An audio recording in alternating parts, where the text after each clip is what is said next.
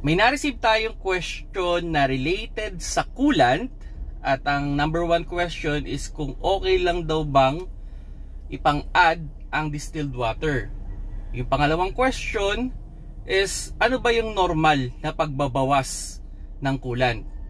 Hello mga paps, I'm Kuya Shane, and with regards sa distilled water, second option lang siya kung sakaling hindi talaga available yung coolant.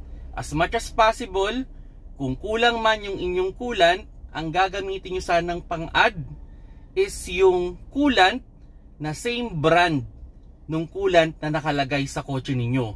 Huwag din kayong maghahalo ng iba, and kung emergency, pwede naman gumamit tayo ng distilled water.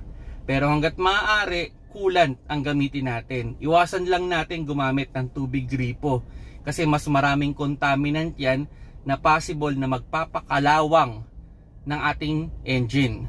At yun sa pangalawang question, ano ba yung normal na pagbabawas ng coolant? Normally, nagbabawas naman talaga ng pakonti-konti yung coolant. Pero sabihin na natin on the idea, in 5,000 kilometers, 5,000 okay lang mabawasan niya ng mga 5 to 10% from the coolant tank. Okay lang yon. So sabihin natin bumawas man ng konti, okay lang, wala naman kayong magiging problema doon. Pero halimbawa, tumakbo lang kayo ng mga 100 kilometers at almost nag-half yung inyong coolant, yun na yung hindi normal. Yun na rin, doon na rin papasok yung advantage ng coolant.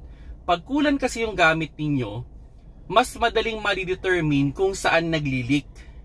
Mas visible siya compare dun sa distilled water lang yung gagamitin natin o tubig gripo. Medyo hindi ganun ka-visible pag nagkakaroon niya ng leak. Unlike ng coolant, mas visible. Yung iba nga parang nagkakaroon ng parang puti-puti o parang pulbos pag coolant ang gamit ninyo. So yun mga paps, sana nakakuha kayo ng idea with regards coolant, kung okay lang ba magdagdag ng distilled water, at ano ba yung normal na pagbabawas ng coolant. Kung nagustuhan niyo yung video, paki-like na lang mga paps.